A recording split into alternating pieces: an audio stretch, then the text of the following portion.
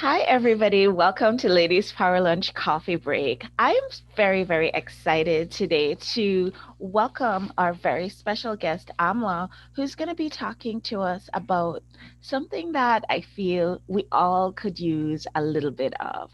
Talking to us a little bit about how very much we are all enough. Want to say hi to everybody who's joined us over on Facebook. Hi, Marianne. I see you watching. And I just want to say that, in a time like this, these times that we are experiencing, having someone who has been through tough times and who's still absolutely positive about the future coming on the show, it means everything to me. I also have showing up on the Zoom today somebody that I consider a very dear friend. We have Dee joining us. So Dee, I just want to give you a moment to say hi to everybody. Would you introduce yourself? Yes, my name is Dee DeFana, and I am a founder of A Dose of Positivity. And Awesome. I trust me, I get trying to find the positives and the negatives. And yeah, I'm Oh out yeah. there promoting it myself. Beautiful, beautiful. Love Let that. see. So, Amla, welcome, welcome to the show. I'm very honored that you took time out of your busy schedule to join us here today. Will you share with our audience, please, who you are and what it is that you do? Sure. And thanks for having me, Dr. Davia. And hi, Dee. Hi, everyone out Huh? there. Um, just a little bit. You can't see me because I'm visually impaired, so I just want to get that out of the way. That you guys are listening to me audio, but it's all about the message anyway. So here I am, and thank you for that. So yeah, a little bit about me. My name is Amla Mehta, and I was born in the States. And basically, I have a genetic disorder called gyrate atrophy. Now, when I was diagnosed, actually, almost 31 years ago, this month, February, there was only 200 people in the world who have this eye condition, but I believe there's probably far more than that because back then there was no internet and all the other good stuff. So but anyway, moving forward, yeah, so blindness and facing blindness, I was diagnosed at the age of 16. And so this has been the blindness has been the catalyst for me to become a teacher, a speaker, and now an author. My first book came out. It's called I, like the body part, EYE, with a view, back in October of 2019, before this pandemic. So yeah, I'm just really excited to be here. And basically, my mission statement for all beings is I am authentic, I am brave, and I am strong. And so it brings you right to the topic of I am enough. Mm-hmm. And anybody can say that. A 5-year-old can say that, and a 105-year-old can say that. So Amla, what does I'm enough mean to you? When you think I'm enough, what is that saying to you? well, for me in my gradual vision loss, in relation to that, because it's a part of me, it's like my leg. It's a great reminder of tapping into my heart, and really it's that authentic part of you.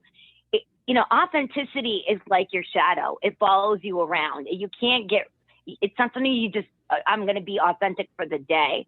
So with that, being enough ties into being authentic. And being authentic ties into digging in deep to the core of your being, which stems from your heart. And everybody is capable of that. There are over 7 billion people on this planet.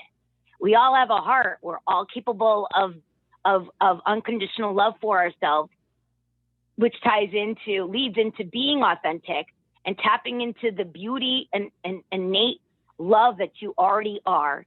And that automatically goes into I am enough. So that's my tie. That's my message that I implement So to the world. how can we, with all the things that are going on, with perhaps the desire or the we might probably feel as though we need to take the things that are happening in our environment as the reason for feeling the way we feel about everything, including feeling the way we feel about ourselves. How can we change that? What can we do? Yeah. Yes.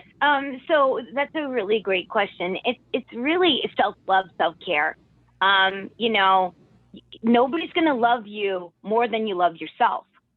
So with this pandemic, it's a perfect example, right? It's almost a year into this.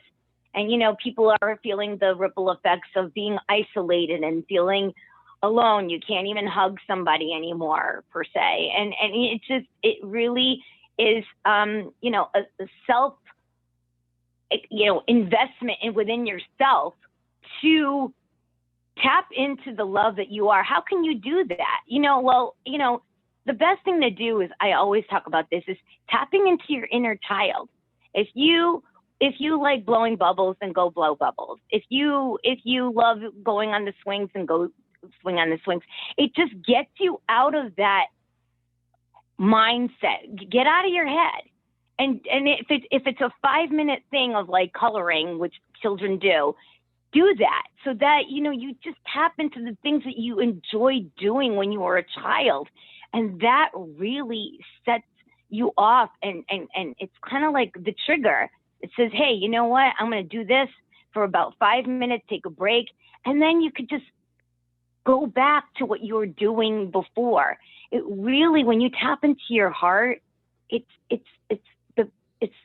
I can't even describe it. It's an amazing feeling, because you are doing the self-care for you. And aren't you worth the investment of self-care?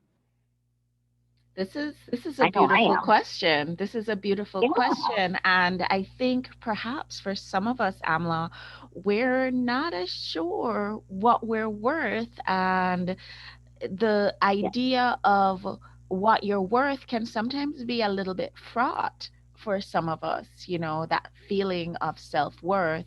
It can really be not the easiest or not the most forthcoming. So my question to you would be, how can we really Yes. embrace that we are worth it, that it's okay to put ourselves first? Yeah, I mean, absolutely. And here's the thing. This is the greater reminder of, you know, the topic of I am enough. Is that when you're facing something, in my case, something debilitating, you know, the prognosis is between the ages of 45 and 60 that the majority of my vision is deteriorating. And so I currently see through fog, and I have tunnel vision. So it's a practice. It is a practice. And trust me, with the ignorance that I've been slapped with and all those ripple effects of being a disabled woman, you know, you have to tap into the core of your being. I had no choice, and we all can do this. It's just, it takes will, it takes determination, it takes drive. And no matter how many times I have fallen down, and I've fallen down plenty, and it's not going to be my first or my last time today or tomorrow. It's an everyday thing, but that's where I go to and say, you know, nobody else can tell you as much as you can tell for yourself, when you have self-love for yourself, that I am enough. You got to feel it to believe it. That is the key. You don't see love, you feel love. You got to believe that you are enough. And how do you do that? Tap into the heart of you. Everybody has a heart. Do that self-care, do that self-love. I do yoga. I do going out in nature. I live by a river. I go and sit on a bench and just gaze into the river or the water flowing. There's so many ways, especially in a pandemic where, oh, well, I need something exciting to do. Well, you know, honestly, in a way, I'm trapped. I'm isolated even before this pandemic. It's Connecticut where I live. It's not like we can just, let's just take a taxi here and there. It's public transportation is not easy to find. And even with Uber and Lyft and all those other, those public, the drivers and everything out there, I can't necessarily go. I see through fog. I gotta be mindful of, okay, I am seeing through fog. Is it really a good idea for me to go by myself? Light adaptation, the sun bothers me, the snow bothers me, the clouds bother me. The way I see it, it's really difficult, even going from one room to the next. Now, again, I became friends with this. This is adapting accordingly. And that's the other thing too, is that when you are going through any challenge, any being on this planet, big or small, we all have challenges. The question is, how are you going to cope with that? And then that's where you say, hey, I'm going to take self-love. I'm going to take self-care. And there you go. And then after that, of course, you're going to say, I'm enough, because you are taking the steps and practicing self-care and self-love for you. You're worth it. Just do it. There's no thinking. Just be it. We are humans that are being. That is really a good use of the term, just do it. When it comes to self-love, just do it. I'm so happy that we have quite a few people joining us here over on the Zoom, as well as friends joining us over on our Facebook group. And so I wanted to just take an opportunity to get some feedback from some of our members who've joined us here, to get your take when it comes to the idea of self-love. How do you feel about it? And Dee, I've noticed that you've been nodding along and you seem to be in very great agreement with everything that Amla says. What are your thoughts? You know, sometimes it takes a big challenge in your life, or a disability, as you want to call it, or a dis-ease, in order to realize just how special you are. And I have learned to diss the dis to appreciate the bliss. So there's no more disabled, it's just able. There's no more, dis-ease, it's just ease. It's just the way I have redefined myself and my disabilities and my way of life. And it's so much easier when you can find that from within you. I love that. Thank you. I love that.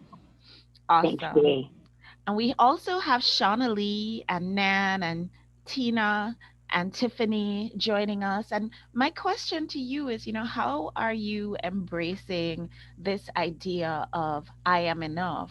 How is this idea hitting you? Shauna, do you want to weigh in a little bit? I'm still kind of curious as to what other people have to say. I totally agree on the on doing things of self-care. You really need to nourish your spirit and your soul every single day and do things that bring you peace and joy, because then you're better able to handle the rest of what the day comes and brings you. Yes, absolutely. And Amla, I'm sure you'll agree that it's a great idea to start the day, like Shauna is saying, with these grounding things, because if you start the day, then you can perhaps last a little bit longer with your ideas of self-love and self-care. My favorite thing to do with grounding, it's so simple, but I hug trees all the time. I'm so into trees. And I just hug, I constantly, it's my, my protection. It feels so, I'm very intuitive, and I could feel the energy of the tree. It's an amazing, go do that. It's an amazing, even in the winter, it doesn't matter what season it is. It's an amazing feeling. And you just ground, seriously, within 1 minute, you're grounded right there. It's an amazing feeling. I have to say, Amla, if we'd had this conversation maybe 5 years ago, I would have thought to myself, okay, that sounds a little crazy. Maybe that's not for me. However, I remember going on a retreat, and it was to Kripalu, so not too far from here. And part of our retreat included forest bathing, and part of forest bathing is getting in touch with the nature in a very intimate way, and actually hugging the trees. And I felt like a complete idiot at first, but you'd be very surprised to feel the energy of nature, to actually feel it. And it's it's surprising, and for somebody who's very scientifically based, that was a big shock for me. Tiffany, I see your hand is raised. What are your thoughts? First of all, I love this conversation. This is right in my wheelhouse. Thank you so much for even posing the question, because I think as women, sometimes, even with all of the current vibe going on about self-care and self-love, it has to go deeper than the sticker that we see and the price tag and the new shiny object that everyone's talking about in terms of self-care or this new diet or, this new practice. For me personally, I spent a lot of time with like that imposter syndrome and that like conditional worth. If I show up a certain way, if I do certain things, then I'm worthy in these ways. And I didn't even realize I was doing it for a long time. It was kind of a default strategy. But what started to help me was celebrating my wins. And I know that that's like a big phrase that's going around right now in a hashtag, but I'm not even talking about the big ones. I'm talking about the small ones. I'm talking about reflecting on emotions and thoughts and feelings and situations that I thought I would never get through, or I thought were outside of my ability, and then reflecting on how I handled it and those outcomes. And the fact is that, you know what, it is in you, even if it doesn't come out the way you might have expected it to, that you have already dealt with difficulties already, and you have your own evidence. So celebrating my wins is one of my self-love, self-care practices that I do on an ongoing daily basis. I'm a wife and mom of 4, so I have to do this like daily. I hear you. I hear you. I am a wife and now mom of 3. So you have one more than me, but hey. Yeah, congratulations. Yeah, well, over the course of COVID, we've adopted another member of our family. So we were 2 and now we're 3. So we're pretty excited about that. But Awesome. I absolutely agree with you. And it's interesting that you raise this point, because Tiffany, one of the speakers who's going to be joining us on the afternoon session of the Friday party, he likes to talk about the fact that a belief is only a thought that you keep thinking. And so if you keep focusing on your little wins, they're little, but you keep focusing on them, suddenly your life is all about the wins, because that's where your attention is going. Amla, what do you think about that? Oh, that is exactly, because, with living with visual impairment, of course, it's like my motto is, and it's a practice, and it's an everyday self-care motto that I have for myself. I think it's a quote out there. If you think you can, you will. If you think you can't, you won't. And concentrating on the things you can do. You can't. This is one of my metaphors. You can't expect a kindergartner to know algebra, and then the ninth grader who's learning algebra, is not going to go to the kindergarten and be like, oh, come on, learn your numbers. It's so easy. Wait until you learn algebra. You're going to freak the kid out if you do that, hello, right? So everything is in stages, and accepting where people are at is key for being your authentic self. If you could do that for yourself, accept you as you are. In my case, vision or no vision, that doesn't define me. It's only a part of me. I have a message. I'm here audio. You don't need to, it's a little taste of my little world, right? I don't have that visual aid to somebody nodding in the future, or somebody, in the other direction, rolling their eyes and knowing that, oh, okay, they're annoyed with me or whatever. I don't have those cues. What do I do to get through that? I always tap into my intuition. I know the heart doesn't lie. It tells you exactly what you need to do and where you need to go. It's my personal GPS. And so it's not ever about what the person is saying to me. It's what the person is showing me. You show love. You don't say you love. And that's so huge. That's beautiful. I want to bring in our dear friend Tina into this conversation. And I have to tell you guys, Tina is somebody that I absolutely adore. So I'm so glad that you were able to join us here on the Yes, Zoom me too. today. What are your thoughts on this topic, Tina? This is a great conversation. The I am enough. I mean, two powerful words, I am, and then how do you end it is a powerful things that I've been using more and more. Dr. Davia knows this, but I lost my daughter last year to cancer. Okay. And that is a difficult, never in my Yeah. life would I have imagined that I would lose my oldest daughter. So talk about self-care. There was no self-care until Yeah. now, recently. Finally went to the doctor, had a physical, and there's some health challenges now that I have to take care of because it affected my health. And Dr. Davia, it's all about optimal health. Well, what did I do? I took action. I went to a naturopathic physician. I am now on a plan. Because I started to really not care for myself. I was so into that. So we have to, but it does come from within. It's not just Yes. saying the words. Do you really believe that you are enough? Just like everything Absolutely. said, is so important. And there are days that I am angry, okay? And there's no self-love. So I got to really tap into myself, say, okay, I am enough. That during difficult times, there are still things to be grateful for. And I have to go back to that. And that brings me into that, although she's passed away, there's still good things that are coming in, that will come in, that are here right now. But I think it gives me more resilience. Yes. It has given me Yes. more courage, the strength. And of course, I'm in the book collaboration with Dr. Davia. So I'm sharing my journey about my daughter in her next book, Success in Any Season. So that's my giving back to others who are dealing with death, grieving of a loved one. Awesome. So, thank you for this conversation today. Thank you. Thank you. That was beautiful. Thank you. I'm sorry for your loss. I'm sorry for that. Yeah, it's not something that we ever even conceive of. The idea of a parent passing before a child is always going to be something that is unnatural. And yet, Yes. Tina, you're going to be able to use certainly the memory of her in a very positive way.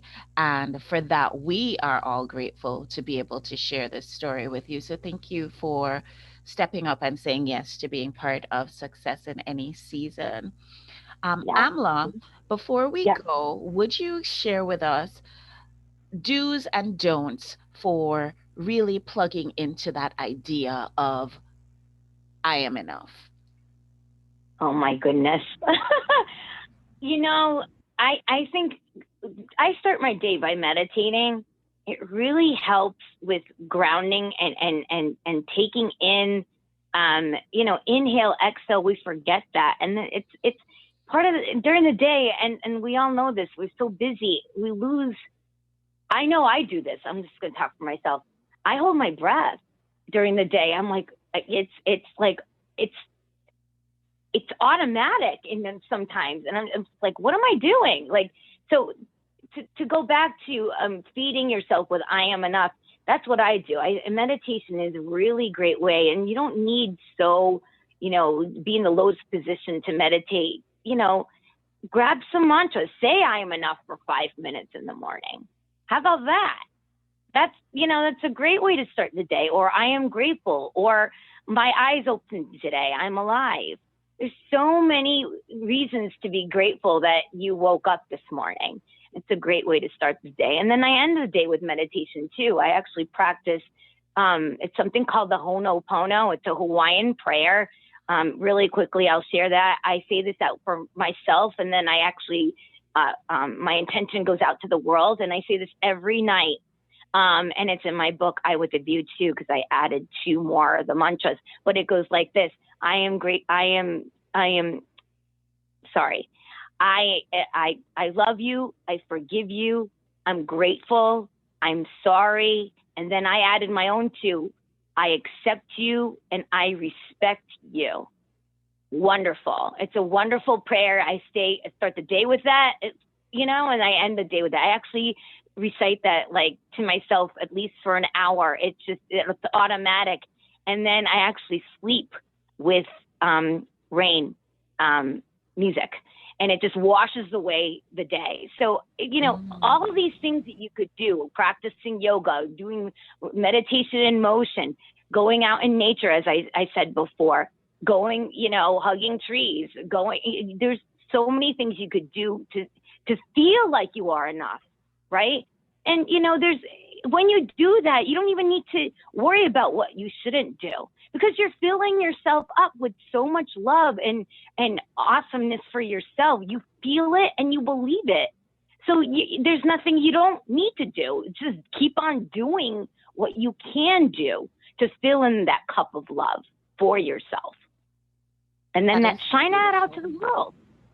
That is so beautiful. I love it. And I will invite you, Amla, when you do have some time, to hop back into the Ladies Power Lunch Facebook group and just share that affirmation with all of us, because I think it's one that we can all definitely benefit from.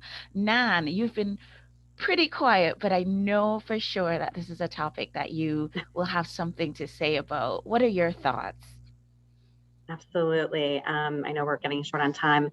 Amla, it's always so good to hear you. I had such a great time meeting you and interviewing you, and just your voice is just so pleasant, and I love just hearing it. So this is, I mean, so much perspective from all of you, and I love it. And we can go down this winding hole of like, we're all, as a nation, as the world, we're all in a state of trauma right now, and we have to accept that. And for me, self-care can be, it doesn't have to be like I have to run a bubble bath for an hour, or I have to meditate for an hour, or I have to, buy myself something. Like I love that there are different perspectives of that. For me, it can just be for 1 minute, I'm just going to be quiet, or, having a mantra, having things like that. I love that, Amla. I love, I do try to start and end my day with that. And my mantras are, I accept myself as I am, where I am, and where I'm going. That's one of my things. And I've been really working hard on acceptance. And I love to hear these different perspectives of where all you ladies are coming from, because I'm whirling into this feeling sorry for myself because I injured myself on Christmas Day, and wow, poor me. Well, you know what? I still am here, and I still am enough, and I need to celebrate that. And I'm so grateful to celebrate that with all of you. Oh, that's beautiful. Thank you. Thanks so much, Nan. That's beautiful. I really am enjoying just getting perspectives from everybody. And I would invite you all to tune into this. On the day that you're feeling like you're not enough, I want you to make a list of all the wonderful things that you've ever done in your whole entire life. Just try it. You're going to run out of time. You're going to run out of paper. You're going to realize that you are more than enough. You're amazing. Yes, it's true, guys. I have a bad day every now and again. And you know what I do? I go listen to my testimonials or read my five-star reviews. That's beautiful. I love that. That's a great tip. I like that. Thank you. So we're going to close out for today. This is a conversation that we could definitely have. We could keep going on this conversation because there's so much to dive deeply into. But I'm really excited that Amla is one of our authors in our upcoming book, Success in Any Season. And she's going to share with us in that book some really good stories about how, even though things might not be looking great, you could still be successful. So I'm inviting you all to tune in for that coming up soon. Amla, would you like to just share with us your contact information? Because I know people are going to want to reach out to you after this. Sure. Yes. Okay. So if you could tap it, a few announcements. So my website is amlaspeaks.com. I'm on also the Amla Inspires public page is up there. You could like that page. Amla Inspires goes under the Facebook, Twitter, and Instagram. And I'm also doing YouTube and TikTok videos coming up shortly. I'm kind of like iron things out with that. There's also the Sanctuary of Attraction Summit next week that I'll be speaking again for those of you who missed today. It's a self-love summit, and it's hosted by Elizabeth Hill, which most of you probably know with all your books that you're writing out there. It's beautiful, including success in any season. So anyway, I'll be speaking there, presenting on Wednesday, February 10th. And you can use the coupon code AMLA, AMLA, and then get the summit. The whole summit is for 3 days, Tuesday, Wednesday, and Thursday of next week. And basically, you can get it for half price. It's $47 if you type in my name, AMLA, as the coupon code and go to sanctuaryofattraction.com. I also have books out. My first book, again, is called I With the View. Really quickly, there's 12 stories. It's based on universal themes like facing loss, speaking your truth, and being your authentic self. And then I also, the third part of it, I offer exercises that anyone can do to practice self-love. Self-care is actually a chapter, or to speak your truth, or to find courage through change, which we're all going through, of course, through a pandemic. So, and the second book I have is called, it's collaborative. It's called The Ultimate Guide to Self-Healing, Volume 3. I'm one of 25 healers. I talk about my story and offer a healing tool. It's called Sacred Chant. That's my chapter. And then I'm with Dr. Davia. Success in Any Season is exciting. We just had the deadline last week. And I'm going to be talking about how I fell this past October. And the title is called Finding Faith by Falling. And yeah, it's a good one. It's all about resilience. That's my way of, that's my definition of success. And then I have a fourth book, which is actually my own book, second book, with Elizabeth Hill, awesome publisher, Green Heart Living. And it's an inspirational book that's coming out in April. So I'm really excited for all this stuff that's going on and being a part of all of it, the summit and Dr. Davia's, Success in Any Season conference coming up March 15th. This is all good stuff. Good stuff. Beautiful, beautiful. I'm really excited for all the things that you have out there to share with us, Amla. I've tried to put as much of it in the chat here as I can. I have to tell you, my spelling is atrocious, was never the spelling bee champion, so you will excuse me.